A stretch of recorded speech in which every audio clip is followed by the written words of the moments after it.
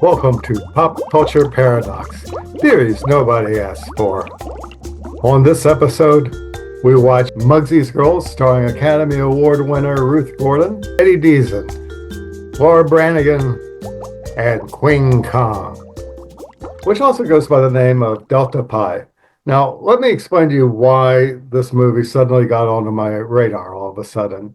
And that is, as you may have watched, if you're a regular viewer of this channel, you may have seen a video that I put out called The Queen and I, which concerned the career of Queen Kong, and it had various clips from her movies. Well, that's because for 3 years I had worked with Queen Kong. She had called me up after finding that we used the same Seal Beach post office box and was looking for help on her book, Glamazon Queen Kong. And we met, and she told me about her basically her whole life story, which was varied. It wasn't just professional wrestling, or for that matter, mud wrestling, but it also included the sexual counterculture as well. She wrote for Screw Magazine and a number of underground publications, and her husband were swingers, and she engaged in the world of fetish wrestling. But in the beginning, she was not allowed to wrestle with men. We're talking about sometimes in the mid 1960s to early 70s. So the only way she could actually get to wrestle is if there was a gimmick involved, like wrestling with a bear at the Olympic Coliseum, for one, and mud wrestling. And so that was where she made her mark. And the video that I made starts out with mud wrestling. She traces her career. She gets into movies, and then eventually she becomes Matilda the Hun in The Gorgeous Ladies of Wrestling. Very interesting story. But one of my new Facebook friends, as of a couple months ago, is Eddie Deezen, and you may recognize him from a number of movies, beginning with Grease or War Games, a Polish Vampire in Burbank. I remember seeing that one on both the USA Network as well as renting it at a video store back when video stores began to populate the land. And for some reason in my mind, I kept thinking, wait a minute, there's a connection here. Somewhere along the way, he must have been involved with Queen Kong, because he made a lot of movies in the 80s. She made a lot of movies in the 80s. What was that movie? And so I sent him a message asking, were you ever in a movie with this woman? And sure enough, yes. And that movie was Mugsy's Girls. And then suddenly the light bulb went off in my head. And when I first started working for her, part of the early parts of the work was scanning a lot of photographs that would later be used in her book as well as in her YouTube series, which was called Or Planet Glamazon. We actually had two series, one Planet Glamazon, and then the other one was Glamazon Queen Kong, which totally promoted her book. But I remember back in those days, she would have this that would have the names of certain movies, certain parties, certain places where she had worked written on them. And then she also had envelopes where, again, the associated movie, TV show, event, or whatever was also written on that. And one of the envelopes I remember was Mugsy's Girls. And I think it was a DVD or a CD, rather. I think it was a CD, and we looked at it, and we tried to use it. We weren't able to use it in the book, unfortunately. I found out, of course, the book is still available, even though she has passed away. The book is still available on Amazon. I got the downloadable version just to kind of refresh my memory, since my paperback copies of Glamazon Queen Kong now reside in the Philippines. But that's another story for another time.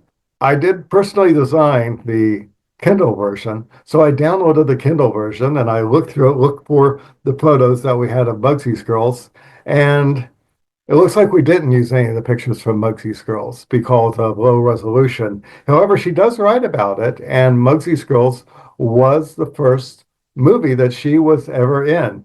And she wrestled, ostensibly, if you see the movie, she wrestles with Ruth Gordon, who won an Academy Award for Rosemary's Baby. But when things get really physical, she's really wrestling with Trisha Brown. And I remember Trisha Brown. She was one of my early guests when I started a program at Long Beach Community Television. She was Ruth Gordon's body double, according to what Queen Kong wrote in Glamazon Queen Kong. But anyway, let me talk about the movie because I looked for it. I couldn't find it on any streaming channels yet. I'm sure eventually you'll be able to see it on one of those channels. But I did see it on YouTube. Somebody uploaded it on YouTube, so that's where I watched it. This was a movie that came out in 1984, and of course, it's a wild sex comedy along the lines of other sex comedies that came out in the early 80s, like Hard Bodies, Spring Break, Where the Boys Are, you name it. I mean, the early 80s was a time of really politically incorrect sex comedies that would that people like to say, oh, they would never be made today. I have my doubts about that. I think that with the advent of streaming, we're going to be seeing a revival of those kind of early 80s sex comedies. This movie, Mugsy's Girls, or otherwise known as Delta Pi, concerns Laura Branigan. Believe it or not, Laura Branigan is in a sorority. This is probably one of only two or three movies that she was in. Be honest, I think she was in an episode of a TV series called Monsters, which I've never seen, so I should probably track that down. But she's in this sorority, and Ruth Gordon is the sorority girl's den mother, I guess. And she spends her time picking up young college men, and they're usually drunk and they don't know who they're with. And then when they wake up in the morning and find out that they're with Ruth Gordon, well, they haven't seen Harold and Maude, obviously, and they wind up freaking out and running out and telling people, don't tell anyone about this. And they need to make money because of some reason someone's going to foreclose on their sorority house or whatever. This is a common plot in a lot of sex comedies in the 80s. They got to make money pass. And so the best way to make money is going to be through a wet t-shirt contest or, in this case, mud wrestling. And so just instantly, within the first 5 or 10 minutes of this movie, they're out doing some oil wrestling right on the sorority premises. And we cut further up and we see Eddie Deezen and his friend. Eddie Deezen plays a character named Lane, and his partner is a fellow named Sean, and they're on their way to this sorority, and they want to encourage them to mud wrestle, which really won't take that much encouraging here because they're about to, the sorority already plainly decided on their own they're going to mud wrestle. But they go down there and they pick them up and they head on to Las Vegas for the big mud wrestling tournament. So Eddie Deezen and his friends venture down to the Delta Pies and offer to pay all the entrance fees and deal with the promoters for a 60-40 split of the winnings. So the women are heading to Vegas and Eddie is driving the bus when suddenly, coming up from behind them, are the Nevada Nasties. And if you look into the window, you can see Queen Kong, who eventually does bend the bars of the bus, and of course they sideswipe the bus. So this gets the plot even thicker. So they arrive in Vegas and their California boy toy manager is upset because the girls just want to party all night and smoke pot instead of practicing. And then he drops the news on them that the women who sideswiped them were the women they were about to fight. They were. The team that sideswiped us today is the team we have to fight. You mean I've got to fight those Queen Kong? Queen Kong is actually mentioned by name. They talk about Queen Kong, and she also talks about the fact that she eats raw meat. Those other girls are animals. I bet they feed them raw meat for breakfast. Subject of blood and red meat gets my blood boiling. I get hungry. I want raw meat right now. More raw meat, better.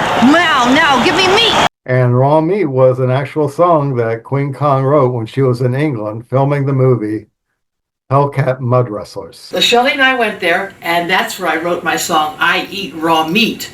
And here I am eating raw meat for the first time at this exclusive restaurant in England.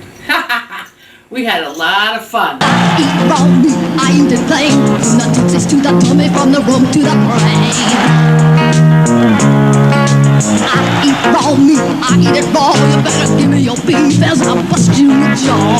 Raw meat, raw meat. I need your meat to stop me out the police.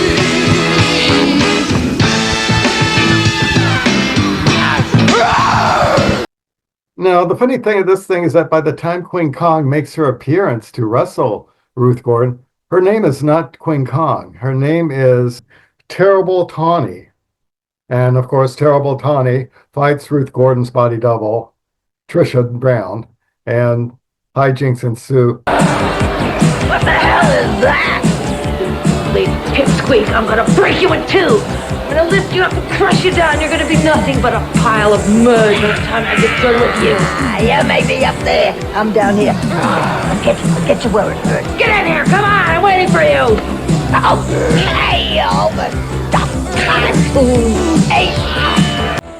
And so Ruth Gordon, with the help of her body double, Trisha Brown, winds up winning the contest for them, and they bring the $100,000 home, but the real producers of the contest aren't going to let them get away with that. They kidnap one of the girls, and Laura Branigan realizes that it's just not worth it. So she's about to give them the money when suddenly, out of the blue, comes Eddie Deezen to the rescue, and he chases Ken Norton through the desert in his one-man aero helicopter, and then eventually takes the money back, and everybody goes back to Delta Pi, where they live happily ever after. As far as whether or not I'd recommend it, I mean, all those movies that came out in the 80s are almost very similar. I mean, I can't say necessarily, oh, Hard Bodies is the movie, but Mugsy's isn't, or anything like that, because it doesn't seem like a lot of people in those days spent a lot of quality time behind the typewriter writing scripts. It really doesn't. My only criticism of the movie is that there should have been more Eddie Deezen, actually, because they've got Eddie Deezen paired up with this guy who's like, you know, the stereotypical good-looking jock and all that. And eventually when he gets into Vegas, he's flying on a little one-man chopper there. And Eddie Deezen eventually does the same thing at the end. And then I was watching it, I thought, you know, if you're not going to spend a lot of time on the plot or character development, and it's all going to be just, you know, fun and game, humorous and all that, then either the girls mud wrestling or Eddie Deezen flying around on the chopper should be the most important thing that you see throughout the entire movie. This movie suffered because there probably wasn't enough girls mud wrestling or Eddie Deezen. It needed more Eddie Deezen, to be quite honest with you. But anyway, it was an interesting view. But I will recommend it in this manner, and that is, I currently, of course, live in Las Vegas, and for a brief moment, just a few months ago, I was actually selling, you know, out there with a microphone, trying to sell exotic car rentals like Lamborghinis and all, and this was in front of Binion's. Live the high roller lifestyle with our exotic car rentals. Perfect for the Strip, the mountains, or anywhere your Vegas trip takes you. And there's this canopy, the Fremont Street Experience. The canopy is right over Fremont Street. So there's no way that anyone on a one-man chopper would be able to make it through there without the helicopter blades slicing the zip line and causing all those tourists who are flying over Fremont Street to fall down to an early death, which that wouldn't be very funny at all. But this movie, along with other movies like Diamonds Are Forever, or for that matter, Pia Zadora's movie, Fake Out, which those movies have some vintage shots of Vegas back in the 70s, 80s, and it's worth seeing. Binion's, where I was the Mint. And of course, that's not there. And of course, you could see the sky today. Sometimes you don't even know when it's nighttime there because of that big canopy of lights. But I would recommend watching Mugsy's Girls just to watch vintage Vegas, to see what Vegas used to be like before the Fremont Street Experience took over. So check it out where you can. Mugsy's Girls, starring Academy Award winner Ruth Gordon. And if you want to explore more movies in that era, check out Spring Break, Hard Bodies, what else is there? Or Where the Boys Are. Thank you for watching Pop Culture Paradox. And if you liked what you see, please subscribe to this channel and like this video and come back for more.